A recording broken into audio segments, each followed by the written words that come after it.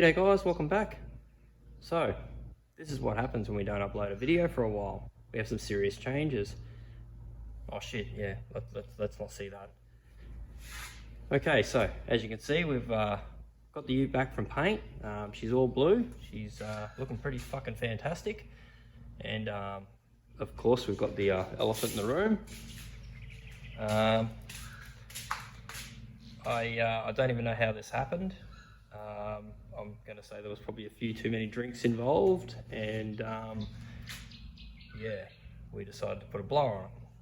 So, let's have a look at you first, and then we'll go over that. So my mate Nathan's done it. He's knocked it out of the park. It looks incredible. It is really incredible. A few pieces to come back from paint yet, but we will get there. So with the combos on it, looks pretty good. I don't know if I'm necessarily keen on them, but they'll stay on it for now and we'll see how we go. May end up swapping to a set of 17-inch Malumas or maybe some Simmons. We'll see how we go. Okay, so let's look at the elephant in the room. So what we have here is a billet case 671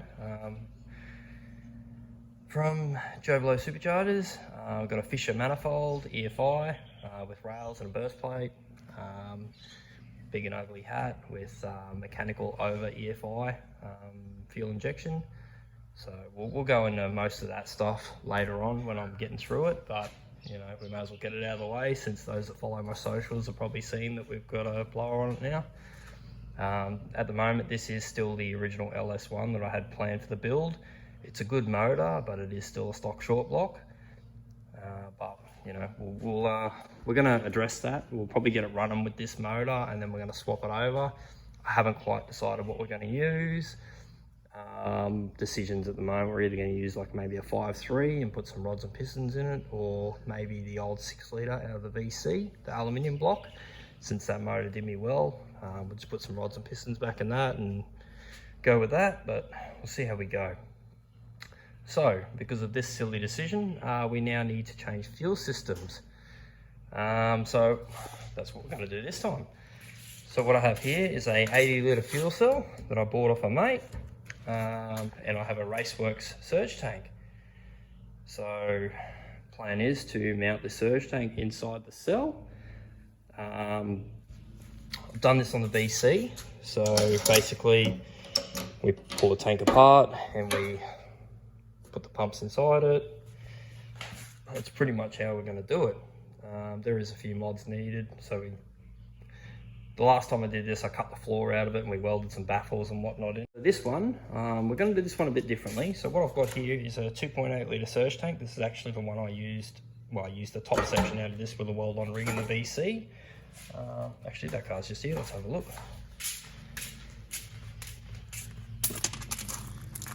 So basically, there's a ring welded on here. Basically, all the pumps and stuff are inside. So still runs a Raceworks dual pump. That car has two 525s in it, but I think we're due an upgrade. So what we have here for the ute are two 460 Walbros. I think that's probably enough fuel since we're probably only aiming at around, realistically, probably 600 horsepower. So yeah, that's what we've got here. So yeah, it's a little surge. Let's pull this out. They're just one-handed. Look at that, that's skill. Alright, so basically undo the bolts. And what I'm thinking on this one, this is different to how I did the last one, but what I'm thinking is basically I'll cut the tank. Luckily I've got a second one, so we'll cut the base off it, and then I'll remove the factory sending unit, or not sender, filler unit, and I'll put that surge tank down to here, straight inside. That's the plan. But with where the tank sits in the ute, the filler needs to be moved anyway, so we'll end up putting a filler over here on this side, so we'll use a small one. So I'll get this out of the way and we will load this in the ute and I'll show you what I'm talking about. Alright, let's go. It does look pretty cool, right? Okay. So basically it's going to sit something like that. as you can see. So we've got a fair distance between the center and filling it up. It's just going to be a bit of a bitch to reach over. I don't particularly want to be reaching over my new paint. So what I figure we'll do is we'll actually cut one in the corner here, and that'll be ideal. So it does have a sump on the bottom of it. I'll basically cut the sump out of the bottom of it when I put the pumps in it, and we'll move the sump forward. We're not going to use that sump, we'll fabricate a new one, and the pumps will sit all the way down in the pump, into the sump, and we'll weld a couple baffles inside. So what we'll do, I'll get the tank stripped down, I'll get that filler and that off it, and we'll start looking at how we're going to do this. Alright, let's go and have a look. Okay, so there's the basics of it. Got the filler removed and got it all trimmed out. So I removed it in probably not the nicest way with a chomper wheel, but it is what it is.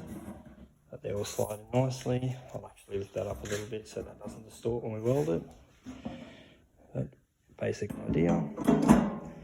That's the basic idea of it.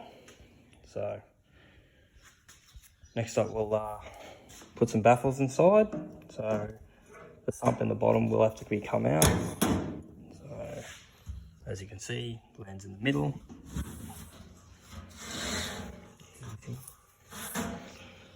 Okay, so the sump will come out and we'll fabricate another one. It'll be here, it'll be square edged, and I'll just put a flat plate in this, and the pumps will sit down inside it. So I'll also put some baffling inside the pump in the tank just to stop the fuel from sloshing around. Alright, so we'll keep going. Okay, so I've gone ahead and cut that sump out, and we've got this panel here which is going to go in its place.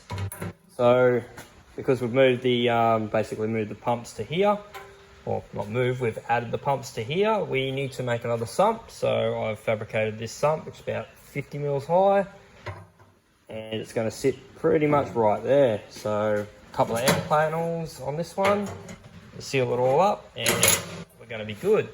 So once I've done this, we'll knock up some little cross sections which are going to go inside for baffles. So I've got a little bit of extra material over there, and yeah, we'll keep going. So I'll get this cut out and then we'll come back when it comes time to look at these baffles. Alrighty. Okay, so I've worked out approximate baffles. I'm definitely no engineer when it comes to this stuff, but I've got a rough idea on what needs to be done. Basically, you just need to make a couple of small compartments to stop the fuel sloshing around. So this is pretty much what I've come up with. So I've got these plates that I have modified. So simple T-cut in them, simple slot in one, slot in the other, opposite way, join them together. So a couple of little transverse holes just to allow the fuel to move around. So we've got two of these, but it's still got gaps everywhere so the fuel can transfer through. So, and one for the rear, I reckon we'll probably move this one back here somewhere. So as you can see, there's plenty of room for the fuel to move around, but we don't want the fuel to move too far. So that should work. I did make sure I could get all this inside the tank before I cut them. That would be not cool, but we'll put this one back here. So this will also help with that rear plate. Come here, you get in there. Try and do this one-handed. Make myself look tricky. Come on. Basically right there. So something like that. So that will stop the fuel moving around and shouldn't have any problems. So what we'll do, I'll probably send this off. I'm not going to weld this. I don't have an alley TIG. I'll get my mate to weld it. But, so we'll go and get that welded, and we'll come back and see the finished product. But basically that's the idea of it. So we'll have our sump in here, which is here somewhere. Okay. Hello, dog. Basically the sump will be here. These will obviously be inside the tank, and we'll have our flat bed here. So that's a basic idea of it. So I'll send it all off, we'll get it welded, and we'll come back when I've got a finished product to show you all. Alright, no worries. So with the fuel cell off getting welded up, we took the opportunity to spray in the bed liner. By we, I mean Nathan and his son, while I sat back and drank Jack Daniels.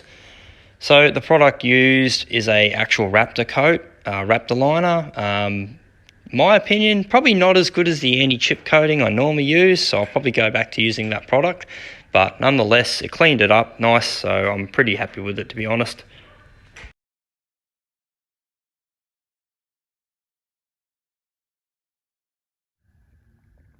Okay, so the fuel cell's back from being welded up. He's done a bang-up job. My mate Braden done the welding on it, and it's turned out pretty damn neat. So, as we discussed earlier, all the baffles and all that inside, they've all been welded in. We've added our fuel filler, which is in the driver's side rear corner. We've gone and up we go, welded on a sump, blanked off the old sump, and added a bit of weld because these were a bit, the mounting tabs are a bit crappy looking, so I'm a bit worried they were going to break.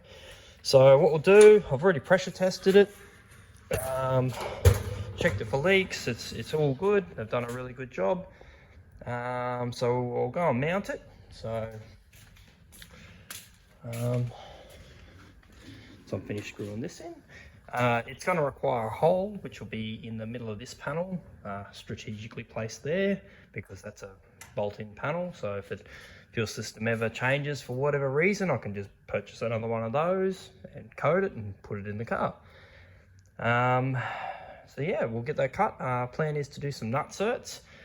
I was going to leave the battery in the engine bay, but I've decided that we're going to put it in the tray area. So I've ordered a Morozo battery box. It's a fully enclosed one. I was trying to find a metal one, but I couldn't find one. So went with the Morozo because it was a fully enclosed one, ventilated. So what we'll do is we'll put the fuel cell in the middle here, and then we'll put the battery box on that side.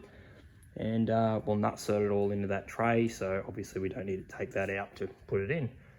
So I'll go and get the hole cut, and I'll get the fuel cell slid in, and we'll get it all mounted up, and then we'll pull it out, send it off for paint, and then it'll go in for the last time. All right, so let's get this hole cut. Okay, so just picked up our fuel cell from the powder coaters. So I went with a satin black finish, and it's turned out pretty damn amazing. So I went with powder coating just because it's a bit more durable with the ethanol-based fuels. So plan is E85, but if we do have too many cooling issues, we will go to methanol. So the powder coating will be resilient to both. So speaking of which, we've got two Walbro fuel pumps. So I've got two 460 Walbro pumps with stainless strainers.